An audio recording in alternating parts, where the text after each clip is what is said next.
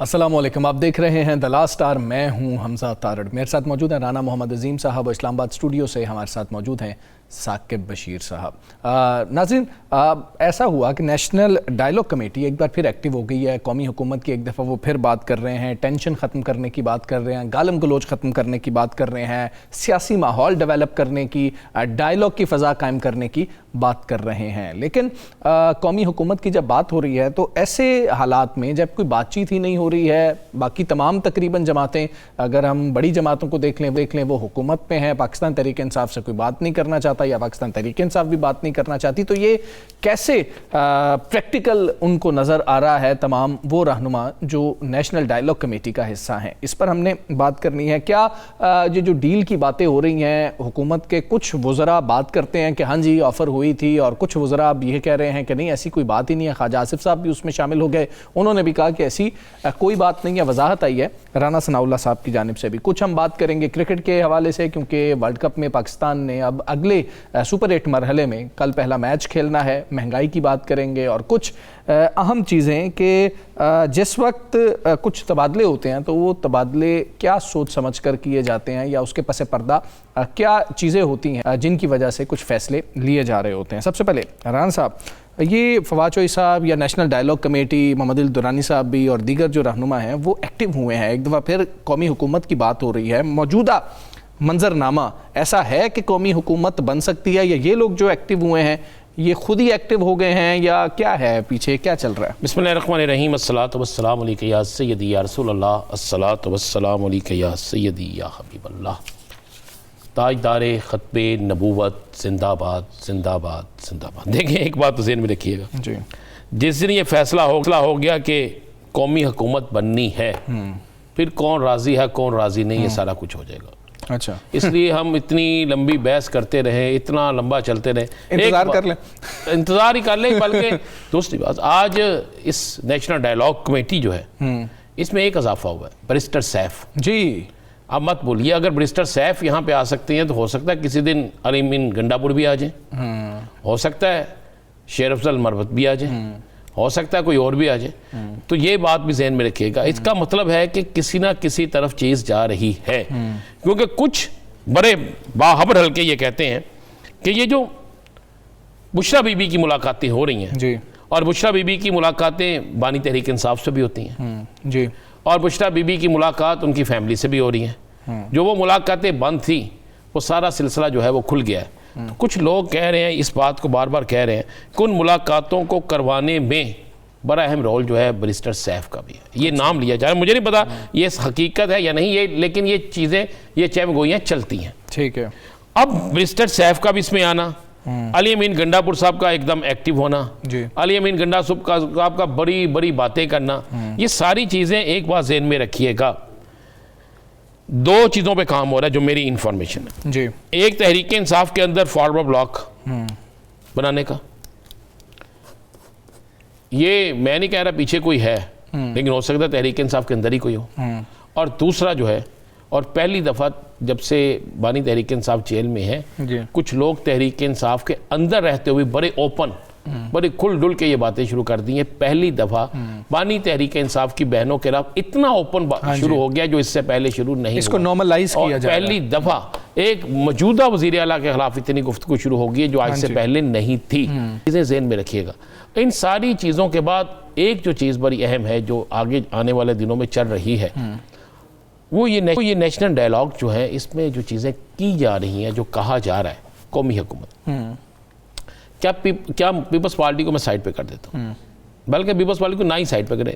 तीन जमातें हैं जो इस वक्त मुल्क की बनी, तहरीक इंसाफ, मुस्लिम लीग नून और पाकिस्तान पीपल्स पार्टी जी। सरदारी साहब की सख्त तरीन गुफ्तगू अभी उसकी स्याही नहीं मिटी जी। मुस्लिम लीग नून की तरफ से वज़ीर आला पंजाब का सख्त तरीन बयानबाजी, वो भी अभी ताज़ा है। ख्वाजा आसिफ जो किसी सूरत इसको नहीं चाहते, अता तारड़ साहब जो जिनकी गुफ्तगू आपके सामने आ रही, इवन एक आज़ाद उम्मीदवार मैं कह देता हूँ फैसल वाडा साहब जी, जिन्होंने राना सनाउल्लाह की गुफ्तगू पर बड़ा शदीद तरीन रद्द अमल दिया। अगर ये लोग नहीं चाहते दूसरी तरफ शेख वक्कास अकरम ने एक वाज़ेह तौर पे हमारे प्रोग्राम में कहा था कि बानी तहरीक इंसाफ किसी सूरत में ठीक है कौमी हुकूमत के हक में नहीं है। ये उन्होंने मेरे ज़रिए उन्होंने कहा था, पैगाम दिया था और मैंने ये पैगाम पहुंचा दिया था। अब एक तरफ 3 सियासी जमातें हैं, एक आज़ाद 2 सियासी जमातें, एक तरफ तहरीक इंसाफ। अगर कौमी हुकूमत बन रही है तो क्या तहरीक इंसाफ इसमें होगी? तो फिर ये आएगा, बात आती है कि जो चीज़ जो सिनेरियो बन रहा है कि अगर बानी तहरीक इंसाफ नहीं होंगे तो वो फॉरवर्ड ब्लॉक जो है उसको उसमें शामिल किया जाएगा। एक ये भी थ्योरी चल रही है किसी जगह। लेकिन माजी ये कहता है कि बानी तहरीक इंसाफ के बगैर चाहे जो मर्जी जितना मर्जी बड़ा लीडर आ जाए उसे तहरीक इंसाफ नहीं समझा जाएगा। साकिब साहब, एक तो यही नेशनल डायलॉग कमेटी जो है, ये जो कौमी हुकूमत की बात कर रहे हैं, ये कोई हवाई फायर है या वैसे इसके पीछे कोई हकीकत पसंदाना सोच भी है? दूसरा, एक फोर्स की जो बात हो रही थी उसके हवाले से बड़े तनाज़ात पाकिस्तान तहरीक इंसाफ में शुरू भी हो चुके हैं, उसका आगाज़ भी हो चुका है, उसकी वजह क्या है? एक तो जो नेशनल डायलॉग कमेटी है, ये आपको याद होगा जब फवाद चौधरी साहब मिले थे शाह महमूद कुरैशी साहब से हॉस्पिटल में, और फिर उनकी एक तस्वीर भी सामने आई थी, फिर एक बड़ी बहस भी शुरू हो गई थी कि पीटीआई के रहनुमाओं की मुलाकात तो नहीं होती लेकिन इनकी मुलाकात हो गई। लेकिन फिर फवाद चौधरी साहब ने इस चीज़ को क्लियर किया था कि उनकी मुलाकात करवाई गई। इसी तरह नेशनल डायलॉग कमेटी जो स्टेप्स ले रही है, ये स्टेप्स वो आज खुद भी ले रहे हैं लेकिन उनसे करवाए भी जा रहे हैं। तो इसका मतलब ये है कि जो ये निज़ाम चल रहा है उस निज़ाम के अंदर भी कहीं ना कहीं ये सोच मौजूद है कि इस हुकूमत से वो जो डिलीवर करना था इन्होंने वो डिलीवर उस तरह नहीं कर पा रहे पिछले 2.5-3 साल में। ये मुख्तलिफ जगहों से हम मुख्तलिफ रिपोर्ट्स में ये चीज़ें हम देख चुके हैं। माशी लिहाज से देख लें, आप फॉरेन इन्वेस्टमेंट की बात कर लें, आप गुर्बत के ख़ात्मे की बात कर लें, आप यहाँ पे महंगाई के ख़ात्मे की बात कर लें, तो वहाँ पे ओवरऑल जो आपको मजबूत करती है मुल्क को वो मईशत होती है। तो मईशत की मजबूती वो उस तरह नहीं, मईशत संभल नहीं रही। तो इसका मतलब ये हुआ कि कहीं ना कहीं ये सोच मौजूद है। अब देखना ये है कि नवाज शरीफ साहब एक अपनी सोच रखते हैं, आसिफ अली जरदारी साहब अपनी सोच रखते हैं, और ये जो निज़ाम चल रहा है, खासकर हम पॉलिटिकल क़यादत की बात कर रहा हूँ, नून लीग जो पीपल्स पार्टी और बाकी जो पॉलिटिकल पार्टीज़ हैं, 2 मेजर पार्टीज़ हैं, क्या ये चाहेंगी? क्योंकि ये तो बिल्कुल भी बज़ाहिर तो नहीं चाहेंगी कि अगर जो कौमी हुकूमत आ भी जाए और कौमी हुकूमत आके कोई जो इलेक्शन कमीशन है वहाँ पे कोई अगर कानून साजी करनी है, बेहतर करना है, फ्री एंड फेयर इलेक्शन की बात होनी है, तो अगर फ्री एंड फेयर इलेक्शन आज से 1.5 साल बाद भी हों तो एक पार्टी का पलड़ा भारी नजर आ रहा है। मौजूदा जो पॉलिटिकल क़यादत बैठी हुई है, तो इनका क्या ये तस्लीम करेंगे इसको? फिर इमरान खान साहब की जो बात आपने की, यकीनी तौर पर उनके हवाले से भी ग्रीन सिग्नल मिलना और आना जरूरी है। जब उनसे कोई मिलेगा तो क्या जब वो फर्ज करें कि कल या परसों जो है वो या अगले हफ्ते मिल जाती है इस क़यादत को कि जाके मिले इमरान खान को, तो वो क्या करेंगे? इस पे बात करेंगे? बिल्कुल भी नहीं। वो कहेंगे मेरी तो 3 माह हो गए मुलाकातें बंद है, कोई बंदा मुझसे मिल नहीं रहा, कोई मेरा डॉक्टर नहीं आ रहा, कोई ये मतलब उन्होंने तो अंबार लगा देने हैं शिकायत के या इस किस्म की बातों के। ठीक है, आसान नहीं है ये जो इन्होंने स्टेप लिया है, बिल्कुल भी आसान नहीं है। और सिर्फ एक बात मैं कर दूं, ये जो बात है फोर्स की, जिस दिन ये फोर्स का वर्ड सुप्रीम कोर्ट में इस्तेमाल किया था सोहेल खान अफरीदी साहब ने, मैंने उसी वक्त ये लिखा था कि जो फोर्स है ये इनके लिए जो है वो टेंशन क्रिएट करेगी। और आज मैं पढ़ रहा था हुकूमती लोग भी कह रहे हैं कि अगर अनकॉन्स्टिट्यूशनल कोई ऐसी फोर्स या कोई काम करने की कोशिश की तो गवर्नर राज भी लग सकता है।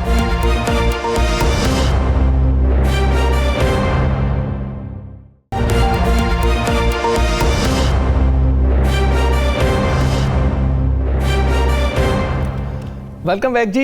ये सियासी रस्साकशी जो जारी है उसके अंदर नेशनल डायलॉग कमेटी एक बार फिर मुतहर्रिक हमें नज़र आई है। एक बार फिर बात हो रही है कि कौमी हुकूमत होनी चाहिए, टेंशन गालम गलोच का जो माहौल है उसको ख़त्म करना चाहिए, सियासी रहनुमा डायलॉग की तरफ आएँ। लेकिन ऐसे हालात में जो अभी हमें नज़र आ रहे हैं, कौमी हुकूमत क्या बनने के चांसेस हैं, क्या बनती हुई नज़र आ रही है, और कौमी हुकूमत का फ़ायदा क्या होता है, अवाम को उससे क्या फ़ायदा हो सकता है, कौमी हुकूमत कहते किसको को है, इस पर हम बात करेंगे। सीनियर सियासतदान मोहम्मद अली दुरानी साहब हमारे साथ मौजूद हैं। दुरानी साहब, अस्सलाम वालेकुम, बहुत शुक्रिया आपका सर, आपने हमें टाइम दिया। आप काफ़ी मसरूफ़ हैं, कौमी हुकूमत की बात हो रही है। सर, एक तो हमें ये बताएं पहले कि कौमी हुकूमत का मतलब है क्या, मतलब कि इसकी डेफिनेशन क्या है कौमी हुकूमत की, और ये इस टाइम बनने के चांसेस हैं? बिस्मिल्लाहिर्रहमानिर्रहीम। देखिए, कौमी हुकूमत के तस्वुर में थोड़ा सा हमारे यहाँ एक वो पाया जाता है, बिगटी पाई जाती है। हम लोग समझते हैं कि जी शायद कोई हैंड पिक्ड लोगों की हुकूमत जो है उसको कौमी हुकूमत कहते हैं, जो मर्जी के कुछ लोग चुन लिए जाएं, उनको बना दिया जाए। लेकिन जो कौमी हुकूमत नेशनल यूनिटी गवर्नमेंट को बोलते हैं, ये वो है जिसका कॉन्सेप्ट आज इस पे बात भी हुई है, जो पूरी दुनिया एक मुरवजा तरीक़ाकार है। बरतानिया में हुआ, जो वेस्ट जर्मनी में हुआ, आयरलैंड में हुआ, साउथ अफ्रीका में हुआ। वो ममालिक जिनके अंदर सेकेंड वर्ल्ड वॉर के बाद जो बरतानिया की कैफियत थी, उसमें एक कौमी फैसला किया गया कि सब लोग मिल के कौम को और मुल्क को इस मुश्किल से निकालें। इसी तरह जब साउथ अफ्रीका के अंदर बहुत ज़्यादा एक नेल्सन मंडेला की जद्दोजहद रही, उसके बाद ये फैसला हुआ कि एक ऐसी हुकूमत बनाई जाए जिसमें मज़ीद तफरीक ना हो बल्कि यकजहती की सूरत बने। इसी तरह आयरलैंड में हुआ, अभी तक वहाँ तो आयरलैंड में चल रही है, फिर वेस्ट जर्मनी में हुआ ये। तो अब ये वो हुकूमतें होती हैं जो कि कौमी तकाज़ों के तहत जो सियासी पार्टियाँ होती हैं वो तकसीम के अमल को ख़त्म करके वो एक यकजहती की फ़िज़ा बनाती हैं और तमाम इश्यूज़ को डील करती हैं। देखें, इस वक्त हमारे सामने मईशत का चैलेंज है, इस वक्त हमारे सामने जो है वो दहशत गर्दी का चैलेंज है, इस वक्त हमारे सामने पॉलिटिकल डिवाइड और पॉलिटिकल तकसीम का क्वेश्चन है। इस वक्त जो इलेक्टेड हुकूमत है उसको पब्लिक की मेजॉरिटी तस्लीम नहीं करती। ऐसी सूरत हाल में अगर इस लड़ाई को आगे बढ़ाना हो तो फिर थोड़ा पीछे हट के आगे बढ़ना पड़ेगा, और उसका तरीका ये होता है कि अच्छा, मोहम्मद अली दुरानी साहब, अभी आपने कहा कि इसको आवाम नहीं पसंद करती। जो कौमी हुकूमत होगी, फिर इसका मतलब उस हुकूमत में, कौमी हुकूमत में मौजूदा हुक्मरानों की जगह नहीं होगी, क्योंकि अगर मौजूदा हुक्मरान ठीक हैं तो फिर तो कौमी हुकूमत की कोई गुंजाइश नहीं है। और अगर मौजूदा हुक्मरान ठीक नहीं है, बगौल आपके कि अवाम जो है इससे लाइक नहीं करती, तो फिर इसका मतलब है इनमें इस वक्त जो सियासी जमातें इक़्तिदार का हिस्सा हैं वो कौमी हुकूमत का जब हिस्सा नहीं होंगी तो वो भी एहतजाज करेंगी। हाँ, देखिए, यही वो चीज़ है जिसके ऊपर के एक कंसेंसस पैदा करने की ज़रूरत है, एक डायलॉग की ज़रूरत है। देखें, हुकूमत जो बैठी हुई है वो उसकी अदम मकबूलियत ग्राउंड पे बढ़ती जा रही है, और जिनको उन्होंने जेलों में रखा हुआ है उनकी आवाम में मकबूलियत बढ़ती जा रही है। अब दोनों को उनका फ़ायदा ये है कि वो इक़्तिदार में बैठे हुए हैं और मकबूलियत ख़त्म हो रही है, दूसरों का नुकसान ये है कि वो इक़्तिदार से बाहर हैं और उनकी मकबूलियत बढ़ रही है। अब ऐसी सूरत हाल में अगर एक दरमियानी रास्ता निकाला जाए, और जो कि मुहज़्ज़ब कौमें तो निकालती हैं, वो ये होता है कि जनाब आप दरमियान में आके मिलजुल के एक ऐसे रास्ता बना लो कि आगे वो एग्जिस्टेंस की सूरत बन सके, जिंदा रह सके। क्योंकि सियासत में किसी को ख़त्म नहीं किया जा सकता, पार्टियों को पाबंदियां लगा के ख़त्म नहीं किया जा सकता, अफरादों को जेलों में डाल के ख़त्म नहीं किया जा सकता, बल्कि इसके लिए एक अमल की ज़रूरत होती है। और यही जिंदा कौमें, सियासी कौमें, जो पॉलिटिकली डेवलप्ड नेशंस होती हैं, वो यही करती हैं कि ऐसी सूरत में मिल बैठ के रास्ता निकाल। मैं आपको मिसाल देता हूँ, इस वक्त पीटीआई है, पीपल्स पार्टी है, नून है, और जो बाकी पार्टियां हैं, जेयूआई है, जमात इस्लामी, बाकी जितनी पार्टीज हैं, इन सारों की कुछ ना कुछ हैसियत है। अगर ये पॉलिटिकली बैठ के एक डिस्कोर्स करते हैं और फैसला करते हैं कि जी आइंदा हमने फेयर एंड फ्री इंतखाबात का रास्ता निकालना है, बल्दियाती इदारों का रास्ता निकालना है, हमने मुल्क के अंदर जो है एक ऐसी सूरत हाल बनानी है जिसमें कि हम आज के चैलेंजेस को कल फेस कर सकें, और इकट्ठे बैठ के एक ऐसी हुकूमत बनाते हैं जिसमें सबका हस्बे हैसियत हिस्सा हो। एक हिस्से की जो बाकी मैं इसके ऊपर एक बहुत जल्दी एक पेपर भी दे दूंगा जिसमें कि कंप्लीट उसका मॉडल है। मैं तो 2024 से यही बात कर रहा हूँ, आपको पता है मैंने बारहा कहा है कि इस वक्त का हल नेशनल यूनिटी गवर्नमेंट है, और जब नेशनल यूनिटी गवर्नमेंट बनेगी तभी जो है वो मसले हल होंगे। तो उन मसलों के अंदर हम सारी चीजें रख सकते हैं। तो वो जो जब आप एक रास्ते तक पहुंच जाएंगे, फिर एस्टैब्लिशमेंट से लेके अपोजिशन से लेके हुकूमत से लेके ये सब मिलके जब एक ऐसा फैसला करेंगे जिसमें एक कब्र और दो मुर्दे नहीं होंगे, जिसके अंदर क्या मरना और जिंदा रहना नहीं होगा, बल्कि जिसके अंदर मुल्क का मफाद होगा और आगे बढ़ने का रास्ता होगा, तभी मसला हल होगा। और ये मैं आपको बता दूं, ये सबके फायदे में, जो जेल में है उनका भी इसी में फायदा है, जो हुकूमत में है उनका भी इसी में फायदा है कि इस वक्त वो ब्रेक डाउन तक ना जाएं, बल्कि ब्रेक डाउन से पहले कोई वे फॉरवर्ड निकाल ले। और वो यही हुआ करता है कि आप मफाहमत, ये जो डायलॉग का लफ्ज है ये इसी में से निकला हुआ है कि आप बातचीत के जरिए आप अपने मफादात को नहीं छोड़ते और कौमी मफादात। बताइएगा कि जी साकिब साहब, जो मुक़्तदर हलके हैं, क्या आपके इस फार्मूले की हमायत उस तरफ से भी है? क्योंकि इस वक्त जो ख्वाजा आसिफ साहब कहते हैं कि सिर्फ वो हुकूमत नहीं है, यानी कि मुस्लिम लीग नून और पीपल्स पार्टी और बाकी जमातों ने मिलकर नहीं बनाई हुई, बल्कि एक हाइब्रिड निज़ाम है। तो इस हाइब्रिड निज़ाम का मतलब तो हमें पता है, तो क्या आपको उन हलकों की जानिब से भी हमायत हासिल है इस फार्मूला सामने लाने और इसके इम्प्लीमेंटेशन के लिए आगे वर्किंग करने पर?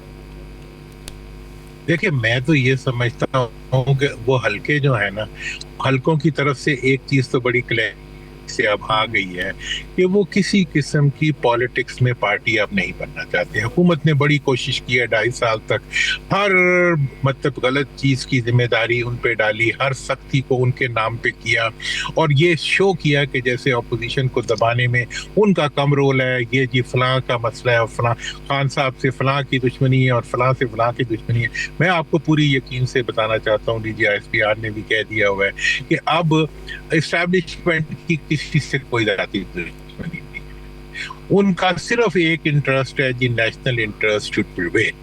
ये तो उनकी तरफ से तो एक बात होगी। बाकी जो अब जो आपस में मामला सेटल करना है वो सियासी लोगों ने करना है, और सियासी लोगों के लिए ये जो डायलॉग का हमारा कॉन्सेप्ट है, हम ये है कि आपको हम दरख्वास्त करेंगे तमाम सियासी कुव्वतों से कि वो इस मामले के ऊपर आपस में एक दूसरे के लिए बर्दाश्त दिखाएं, वरना फिर हम अवाम के पास जाएंगे और अवाम को कहेंगे कि यार इनको कहो ये तुम भूखे मर गए, तुम्हारी मईशत मर गई, दहशत गर्दी तुम्हारे पे चढ़ गई, कोई मसला हल नहीं हो रहा, और सिर्फ सुबह शुरू होते हैं और शाम तक जो है एक दूसरे के खिलाफ बयानात के लिए सारा मामला चलता रहता है। तो इसलिए जब कौम का तरफ से ये प्रेशर आएगा और अच्छा, दुरानी साहब फिर चूंकि हमजा साहब ने आपकी तरफ आना, मुझे ये बता दें, राना सनाउल्लाह साहब ने 2 डील्स की बात की, इख्तियार वली साहब ने आज 3 डील की बात कर दी, शेर अफजल मरवत ने कहा कि राना सनाउल्लाह हर मीटिंग में मौजूद थे, फैसल वाडा इससे मुकम्मल इंकारी है, अता तारड़ साहब इससे मुकम्मल इंकारी हैं। तो असल बात क्या है? एक ही हुकूमत है, ख्वाजा साहब भी इंकारी हैं, ख्वाजा साहब इंकारी हैं, और अब राना सनाउल्लाह साहब ने भी एक इस पर तरदीदी बयान जारी कर दिया। अब इसमें असल बात क्या है? लेकिन आज इख्तियार वली साहब कुछ और कह गए हैं, एक दिन पहले भी कुछ और कह गए हैं, 2 थी 3 थी, सच्चा कौन है झूठा कौन है कौम जानना चाहती है, कौम इस मामले में चाहती है कि असल हकाइक सामने आ जाए। अच्छा, मैं बताऊँ आपको राणा साहब, मैं तमाम जो जिन डीलों की ये बात कर रहे हैं मैं उनको अंदर से जानता हूँ, क्या डील थी, क्या बात थी, क्या नहीं बात थी। मैं एक बात आपको बता कि कोई डील ना हुई है, ठीक है ना जी, और ना ही कोई चीज क्लोज कभी नहीं। हाँ, बातें तो हर वक्त होती है, करके सिर्फ एक साबित करना चाहती है कि जी वो इमरान खान हमारे से आज भी कहा जी दरखास्त दे दे तो हम ये कर देंगे। देखिए, ये बच्चों वाली बातें हैं, और मुझे हुकूमत से मेरा एक ही गिला है, मैंने कहा साहब से भी गिला कि क्या आपने सेक्सिस्ट बयान दे दिया है कि जी औरतों की तरह रो रहा है, मतलब बेनजीर की कुर्सी पे बैठ के ये बात करते हुए उन्हें शर्म आनी चाहिए थी। चलो ठीक है, इसी तरीके से अब जो हुकूमत वाले ये बातें कर रहे हैं कि ये डील होने लगी थी, ये डील होने, भाई जब भी कोई बात शुरू होती है कैसे डील हो गई, बात हो गई, डील हो गई, बात तो होती रहती है। डील तभी होगी जब फेयर होगी डील, डील नहीं होगी, वो सेटलमेंट होगी, वो डायलॉग के नतीजे में निकलेगी। डील वो होगी जो पब्लिक के सामने रखी जा सकती हो।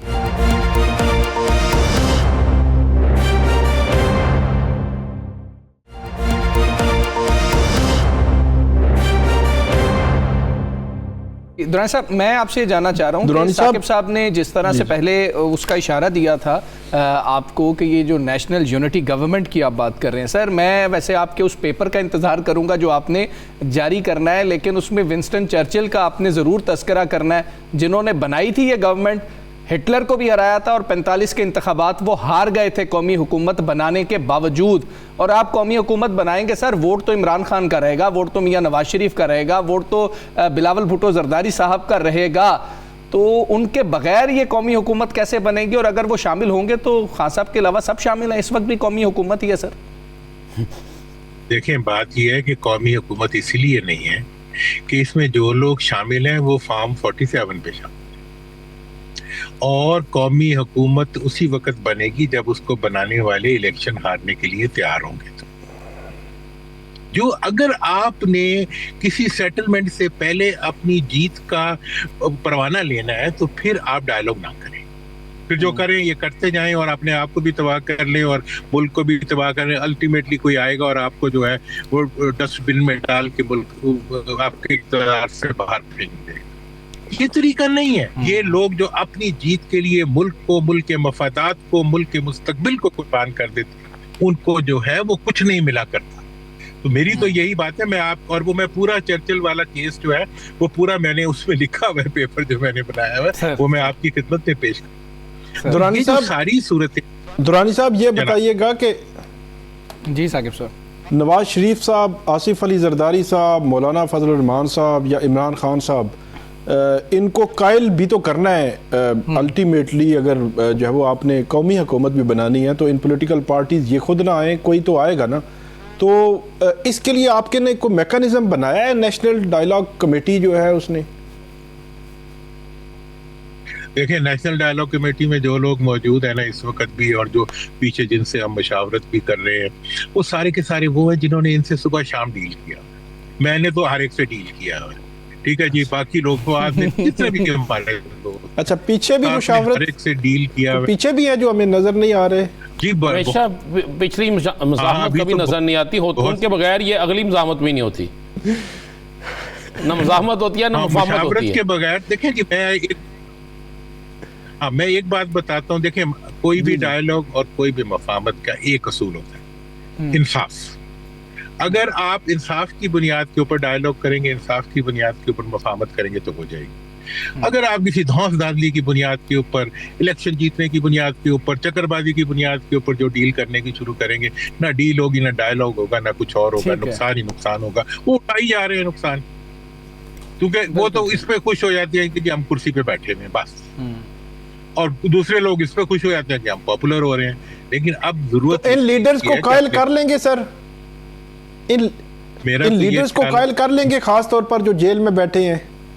देखें जी, जिस दिन अवाम इस मुतालबे पे खड़े हो गए ना, ये ऐसे कायल हो गए। आपको पता है मैंने बहावलपुर और जनूबी पंजाब सूबे की तहरीक चलाई थी, और पंजाब असेंबली से यूनानिमसली दोनों सूबों का मुतालबा मैंने मंजूर करवाया, पब्लिक के दबाव पे कराया था। बिल्कुल ठीक है, पब्लिक के दबाव पर ही ये सब कुछ होगा। दुरानी साहब बहुत शुक्रिया सर आपका, आपने प्रोग्राम में हमें ज्वाइन किया। T20 वर्ल्ड कप में सुपर 8 मरहला शुरू होने जा रहा है। पाकिस्तान कल मद्दे मुकाबिल होगा न्यूजीलैंड के, और उम्मीदें हैं कि पाकिस्तान अच्छा परफॉर्म करे, जीते, क्योंकि जीतना बहुत ज़्यादा ज़रूरी है। फिर इंग्लैंड के साथ आपका एक मैच है, फिर श्रीलंका के साथ एक आपने मैच खेलना है। तो स्टार्ट अगर अच्छा होगा तो सेमीफाइनल तक जाने के चांसेस बढ़ जाएंगे। क्या कॉम्बिनेशन होना चाहिए, किसको बाहर बिठा देना चाहिए, किसको टीम में लाना चाहिए, बैटिंग ऑर्डर में क्या कुछ तब्दीली करनी चाहिए, माहिराना राय हम लेंगे। हमारे साथ साबिक टेस्ट क्रिकेटर, आप सब जानते हैं उनको, तौफीक उमर साहब मौजूद हैं। तौफीक भाई अस्सलाम वालेकुम, बहुत शुक्रिया सर, आपने हमारे लिए टाइम निकाला।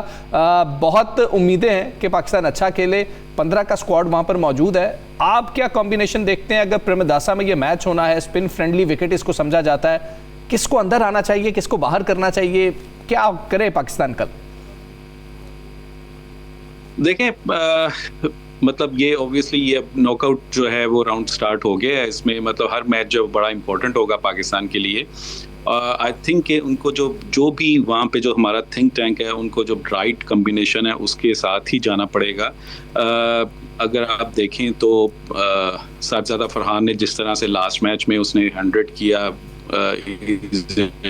गुड फॉर्म, जो हमारा जो कंसर्न है वो है कि जिस तरह साइम अयूब जो है वो इतना अच्छा परफॉर्म नहीं कर पा रहा। उसका फॉर्म में आना बहुत ज़रूरी है। आई थिंक कि बाबर को जो है, अगर आप नंबर 4 पे, वो मुझे समझ नहीं आती कि वो नंबर 4 पे उसको क्यों किया गया है। वो हमेशा से अगर आप उसको देखें तो उसने हमेशा बहुत अच्छा परफॉर्म किया है पहले नंबर 3 पोजीशन पे, दो कि वो उसका स्ट्राइक रेट का इशू, बट आई थिंक कि उसको वो जिस तरह का प्लेयर है और जिस तरह का वर्ल्ड क्लास प्लेयर है, वो अपने अगर जो उसका दिन होगा तो वो बहुत अच्छा परफॉर्म कर सकता है।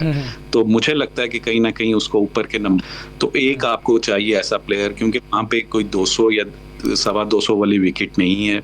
वहाँ पे 170 रन्स जो है वो नॉर्मली ये पार स्कोर होता है प्रेमदासा स्टेडियम में। तो आई थिंक कि पाकिस्तान का बैटिंग जो है वो उसको मतलब अब बाबर को जो है वो आना चाहिए ऊपर के नंबर पे, तो आई थिंक कि वो पाकिस्तान के लिए बेहतर साबित हो सकता है। क्या शफीक उमर साहब, आप ये देखें कि दोनों टीमों का मुआवजा करें इस टूर्नामेंट में, जो दोनों टीमों की कारकर्दगी है, तो आप किसको देखते हैं कि ये फेवरेट होगी? देखिए, न्यूजीलैंड बहुत आउटस्टैंडिंग क्रिकेट खेलती हुई आ रही है, और उनके जितने भी आप देखें कि उनका अगर जितने भी डिपार्टमेंट अगर आप देखें, उनका स्पिनिंग डिपार्टमेंट वो बहुत अच्छा है, उनका फास्ट बॉलिंग डिपार्टमेंट वो बहुत अच्छा है, उनकी बैटर्स जितने भी हैं they are in good form. वो अभी इंडिया रिसेंटली जो इंडियन सीरीज़ खेले हैं वहाँ पे उन्होंने बहुत बड़े स्कोर रन्स किए हैं। तो आई थिंक कि न्यूजीलैंड जो है टीम वो बहुत बैलेंस टीम है, और उनके अगेंस्ट हमें बहुत आउटस्टैंडिंग क्रिकेट खेलनी पड़ेगी तो ही हम मैच में रह सकते हैं। अदरवाइज किसी भी जगह पे अगर हमने बॉलिंग में या बैटिंग में हम रन्स नहीं कर सके ऊपर से, तो आई थिंक मुश्किल होगी पाकिस्तान के लिए। ठीक, साकिब साहब। तो फिर भाई ये बताइएगा कि न्यूजीलैंड, इंग्लैंड और फिर श्रीलंका, 3 जो है वो बड़ी अच्छी टीमों के साथ जो है वो अब मुकाबला है पाकिस्तान का। तो आप भी ग्राउंड में खेलते रहे हैं, तो ये बताएं कि ये नफसियाती तौर पर पाकिस्तानी टीम जो भारत के ख़िलाफ़ भी या बड़ी टीमों के ख़िलाफ़ बाज़ औक़ात अपने ऊपर हावी कर लेती है। तो मैच अब जो साहबजादा फरहान है उन्होंने 100 किया, और उससे पहले मैच में जब बड़ा मैच था इंडिया के खिलाफ वो पहले या दूसरे ओवर में ही आउट हो गए। बाकी जो क्रिकेटर जितनी भी बैटिंग लाइन थी हमारी जो है वो फ्लॉप हो गई हर किस्म की, और नबेबिया के छोटी टीम थी अगरचे, उनके खिलाफ जब वो खेले तो बड़ी टीम में नफसियाती बरतरी हासिल करने के लिए या हाथ पाँव फूलने से बचाने के लिए क्या नुस्खा जो है वो इस्तेमाल करते हैं? देखें, उसके लिए अपना एक ही चीज़ है, अपनी बेसिक्स पे रहें, ठीक है। अपना जो भी आप अच्छा करते हुए आ रहे हैं उसको ही बैक करें। पाकिस्तान ने पिछले मैच अगर आप इंडिया के मैच में देखें तो उसमें क्रिकेट तो अच्छी खेली नहीं है, बट उनके कुछ डिसीजंस भी अगर आप देखें कि हमारी कैप्टनसी जो है वो इतनी अच्छी नहीं रही, अप टू द मार्क नहीं थी। हमने बॉलिंग में जो है जिस तरह से उस्मान तारिक को बहुत लेट लेके आए, हालांकि वहाँ पे अगर आप देखें कि वहाँ पे दोनों लेफ्ट हैंड बैटर खेल रहे थे उनके, तो वहाँ पे अर्ली ऑन जो है उस्मान तारिक को इंट्रोड्यूस करवाना चाहिए था, जो कि हम नहीं कर सके। तो ये चीज़ जो है ये बड़े मैच में आप इस तरह की गलतियाँ करेंगे तो बड़ी टीम्स आपको मैच में वापस आने नहीं देंगी। तो आई थिंक कि ये पाकिस्तान की नो डाउट के बैलेंस साइड है। पाकिस्तान का स्पिनिंग डिपार्टमेंट जो है वो बहुत अच्छा है, आपके पास 3 से 4 ऐसे स्पिनर्स हैं जो कि अगर उनको हेल्प मिलेगी विकेट से तो वो मैच जो है वो उनकी मैच विनिंग परफॉर्मेंसेस आ सकती हैं। तो ये चीज़ जो है ये पाकिस्तान को डिपेंड ये करता है कि उस कंडीशंस को, उस सिचुएशन को वो यूटिलाइज कैसे करते हैं। तो आई थिंक ये चीज़ जो है ये देखनी पड़ेगी। पाकिस्तान को चाहिए कि अटैकिंग क्रिकेट खेले, डिफेंसिव अप्रोच के साथ नहीं जाना चाहिए। बड़ी टीम्स के अगेंस्ट अगर आप डिफेंसिव अप्रोच से जाएंगे तो वो आपको मैच में वापस आने नहीं देते।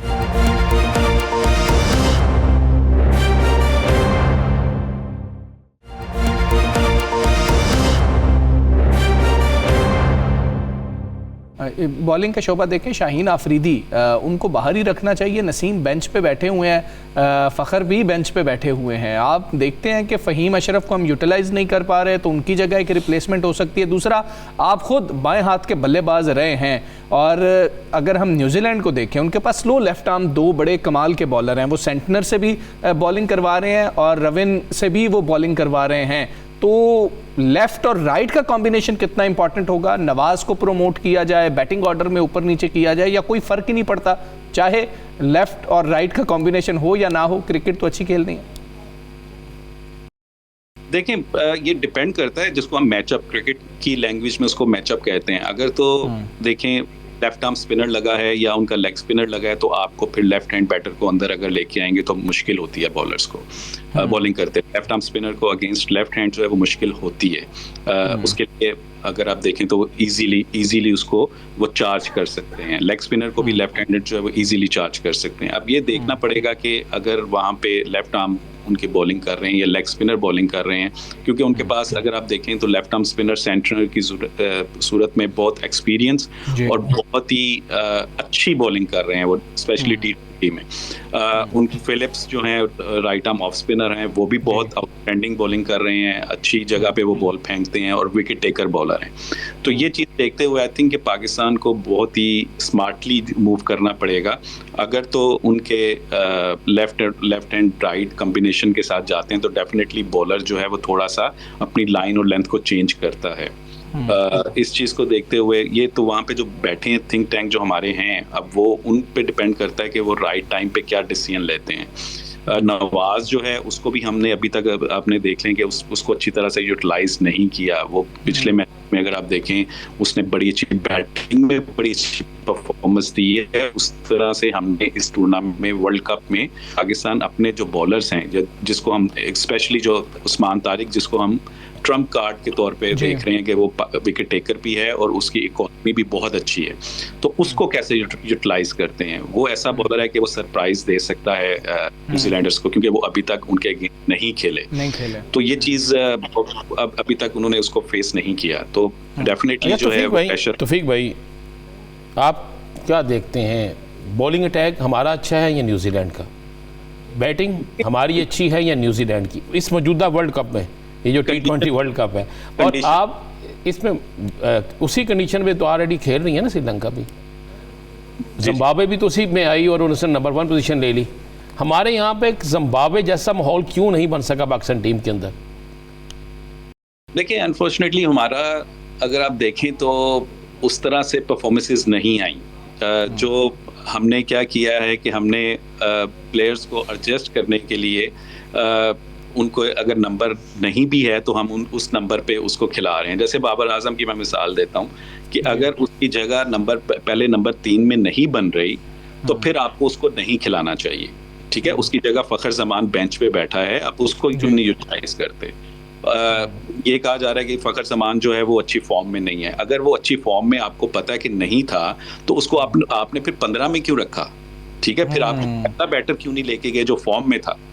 तो अगर आपने उसको 15 में रखा है तो उसको कॉन्फिडेंस दें, ठीक है। बड़े मैच का वो प्लेयर है, बड़े मैचेस में उसने परफॉर्मेंसेस दी हुई हैं।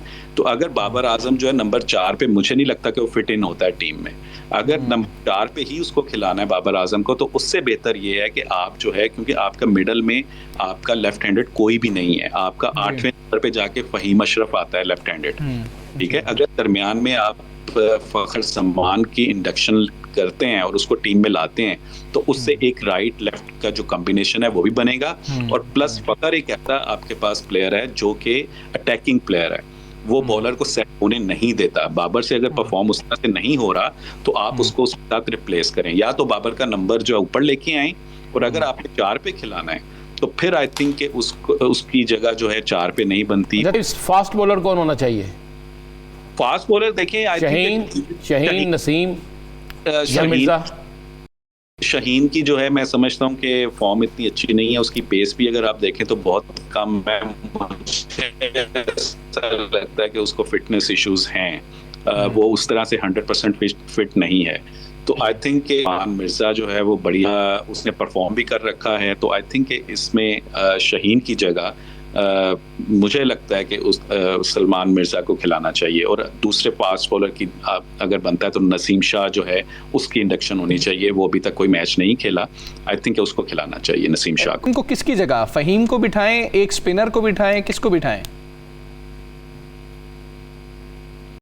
دیکھیں ابرار, اگر آپ کہہ رہے ہیں کہ ابرار جو ہے وہ اتنی اچھی, لاسٹ میچ میں انڈیا والا میچ بھی اگر آپ دیکھیں تو اس نے اتنی اچھی بولنگ نہیں کی, آپ ابرار کی جگہ اس کو کر سکتے ہیں, یا اگر آپ سمجھتے ہیں کہ نواز جو ہے اس کی یوٹیلائزیشن اس طرح سے نہیں کر پا رہے, کپتان یا آپ کا جو بھی تھنک ٹینک ہے نہ وہ اتنے اس کو بولنگ مل رہی ہے زیادہ, یا نہ ہی اس کو بیٹنگ آپ اوپر بھیج رہے ہیں, تو اس کی ایک اسپنر آپ کم کر کے ایک فاسٹ بولر کھلا سکتے ہیں, کیونکہ وہاں پہ بال سوئنگ ہوتا ہے. میچ رات کا میچ ہے, آپ نے لاسٹ میچ میں بھی دیکھا ہوگا کہ جس طرح پانڈیا اور بمراہ نے نیا بال کیا, ان کا بال سوئنگ ہوا تھا. تو مجھے ایسا لگتا ہے کہ وہاں پہ جیسی کنڈیشن ہے آپ کے پاس ایک ایسا آپشن ضرور ہونا چاہیے فاسٹ بولنگ میں, جو کہ ڈیپتھ میں بھی بولنگ کر سکے اور آپ کو نئے بال سوئنگ کر کے دے سکے. تو یہ چیز جو ہے یہ اگر ہوتی ہے تو ڈیفینیٹلی پاکستان کو اس چیز کا ایڈوانٹیج ہوگا, کیونکہ آپ کے پاس آپشنز بڑھ جاتے ہیں. اسپنر کو آپ کے پاس آلریڈی ٹاس کا کتنا آپ کے پاس ٹاس, دیکھیں ٹاس وائٹل ہوتا ہے, کیونکہ پریمداسا اسٹیڈیم کی جو وکٹ ابھی تک ہم نے دیکھی ہے جو وہ تھوڑا سا سلور سائڈ پہ ہے, اور سیکنڈ اننگز میں وہ زیادہ سلو ہو جاتی ہے. اس میں ایک چیز میں آپ نے دیکھا ہوگا کہ انڈیا والے میچ میں بھی جتنے بھی پریمداسا اسٹیڈیم میں میچز ہوئے ہیں اس میں نئے بال سے رنز ہوتے ہیں, جیسے جیسے بال پرانا ہوتا ہے اور 10 اوور کے بعد جو ہے وہاں پہ رنز کرنا مشکل ہوتے ہیں. تو آئی تھنک کہ یہ چیز دیکھنی پڑے گی کہ آپ نے ایک تو پاور پلے کا استعمال جو ہے, اگر ہم پہلے بیٹنگ کرتے ہیں تو اس میں ہم نے میک شور کرنا ہے کہ ہم پاور پلے میں اچھا آغاز ہمیں ملے, کیونکہ لاسٹ میں تھوڑا سا اگر آپ دیکھیں تو مشکل ہوتا ہے اس طرح سے ہٹ کرنا. اور دوسرا یہ گراؤنڈ جو ہے پریمداسا اسٹیڈیم, اس کی باؤنڈری بھی 80 یارڈز کی باؤنڈری ہے, بڑی باؤنڈری ہے, تو یہاں پہ آپ پوری ہٹ لگے گی تو کلیئر ہوگی. اگر آپ بھی ہٹ جو ہے وہ مس ہٹ ہوتی ہے تو وہ گراؤنڈ میں آپ کہہ سکتے ہیں. تو ٹاس ڈیفینیٹلی وائٹل ہوگا, اور جو ٹیم بھی جیتے گی آئی تھنک یہاں پہ وہ پہلے بیٹنگ ہی کرنا چاہے گی. کرے گی. Running between the wickets important ہے, آپ نے سنگل ڈبل نکالنے ہیں. توفیق بھائی, سب لوگوں کا انٹرسٹ ہوتا ہے, فینس کا انٹرسٹ ہوتا ہے, اب تو 8 ٹیمیں ہمارے پاس, آپ کی 4 سیمی فائنلسٹ کون ہیں؟ دیکھیں مجھے ایسا لگتا ہے کہ دل پاکستان دور کر کے, توفیق بھائی یہ ہم چاہتے ہیں کہ پاکستان تو فائنل بھی جیتے, دل پاکستان کو دور کریں. آپ کی ماہرانہ رائے کیا ہے, ایکسپرٹ اپینین کیا ہے کہ یہ 4 آپ کو سیمی فائنل میں جاتے نظر آ رہے ہیں؟ دیکھیں بالکل کنڈیشنز کو دیکھتے ہوئے مجھے ایسا لگتا ہے کہ پاکستان, میں 4 جو ٹیم ہے سیمی فائنلسٹ اس میں پاکستان کو دیکھ رہا ہوں, کیونکہ پاکستان کے پاس جو ہے اسپننگ ڈپارٹمنٹ اگر آپ دیکھیں, اور پاکستان اپنے سارے میچز سری لنکا میں کھیل رہا ہے, اور اسپیشلی پریمداسا اسٹیڈیم کی میں بات کرتا ہوں کہ یہاں پہ بال اسپن ہوتا ہے. اس لحاظ سے میں دیکھ رہا ہوں کہ مجھے جو 4 فائنلسٹ لگ رہی ہیں وہ اس میں پاکستان کو میں ضرور شامل کروں گا. اس کے بعد انڈیا ہے, ساؤتھ افریقہ ہے, اور اس گروپ میں انڈیا اور ساؤتھ افریقہ, اور یہاں سے پاکستان اور نیوزی لینڈ مجھے لگتا ہے کہ وہ جو ہے کریں. چلیں ٹھیک ہے. توفیق بھائی بہت شکریہ آپ کا, آپ نے ہمیں جو ہے وقت دیا اور اپنی ماہرانہ رائے دی. رانا صاحب, کلوزنگ سے پہلے, جانے سے پہلے سے یہ پوچھنا چاہوں گا کہ آپ کی 4 سیمی فائنلسٹ ٹیمز کون سی ہیں؟ یہی ہیں. دل پاکستان اس میں ہے یا میرٹ پہ بات کر رہے ہیں؟ نہیں, دل پاکستان پہ بات کر رہا ہوں. اگر میرٹ پہ دیکھیں تو نہیں بنتی. آپ سمجھتے ہیں سری لنکا زیادہ بہتر پوزیشن میں؟ دیکھیں سری لنکا اچھی کھیل رہی ہے اور زمبابوے اچھی کھیل رہی ہے. جس ٹیم کا کیپٹن اننگز کھیلے نا, ٹیم وہی ہوتی ہے. جو ٹیم پریشر میں بھی اچھا کھیلے وہی ٹیم ہوتی ہے. کل کا میچ دیکھ لیں, سکندر رضا, ٹھیک ہے, سری لنکا کو بھی دیکھ لیں. اس گروپ میں سب سے زیادہ نمبر 1 پہ آ گئی زمبابوے. وہ زمبابوے جس کو ہم کہتے تھے اس کا میچ چھوڑ رہے ہیں یار, لیکن ہو گیا نا. جب لوگ یہ فیصلہ کر کے آتے ہیں کہ ہم نے جیتنا ہے, ہم نے کھیلنا ہی جیتنے کے لیے ہے, تو لوگ جیت جاتے ہیں. بالکل ٹھیک. آپ کی بھی 4 ٹیمز یہی ہیں. ثاقب بھائی, کون سی 4 ٹیم سیمی فائنل کھیل رہی ہیں؟ میرا خیال ہے وہ توفیق عمر صاحب نے جو بتائی ہیں اس میں نیوزی لینڈ کی جگہ انگلینڈ جو وہ ہو سکتی ہے ممکنہ طور پر. میرا نہیں خیال کہ جو باقی ٹیمیں, اب کچھ بھی ہو سکتا, اپسٹ تو کچھ بھی ہو سکتا ہے. ویسٹ انڈیز, سری لنکا اور زمبابوے 3 ٹیمیں رہ جائیں گی. اگر نیوزی لینڈ اور انگلینڈ دونوں میں سے ایک جو ہے وہ پہنچے تو میرا موجودہ بھی یہی حالات خیال ہے میں کہ ثاقب بھائی پاکستان، اگر ساؤتھ نیوزی لینڈ افریقہ، نکل بھارت، جاتی ہے تو یہ بھی اپسیٹ ہوگا کہ نیوزی لینڈ اتنا اچھا کھیل رہی ہے. چلیں جی یہ ہماری جو ہے چار ٹیمز ہیں سب کی کہ یہ 4 ٹیم سب کو لگ آپ رہی کی ہے. کون سی ہیں یہ آپ نے نہیں بتائی, آپ ہم سے مجھے پوچھیں. لگتا ہے کہ یہاں سے نیوزی لینڈ اور شری لنکا چلے جائیں گے پاکستان والے گروپ میں سے, اور ادھر سے ویسٹ انڈیز اور ساؤتھ افریقہ کوالیفائی کریں گے. مجھے لگتا ہے نہ انڈیا کوالیفائی کرے گا نہ پاکستان کوالیفائی کرے گا. یہ حمزہ صاحب تو دوسری ٹیم کے ساتھ مل گئے. نہیں دیکھتے ہیں, میں نے پہلے ہی عرض کی تھی کہ دل پاکستان کو سائیڈ پہ رکھ کے یہ فیصلہ ہے, اور اگر اس کو رکھیں تو فائنل بھی پاکستان جیت رہا ہے. اجازت دیجیے, اللہ حافظ.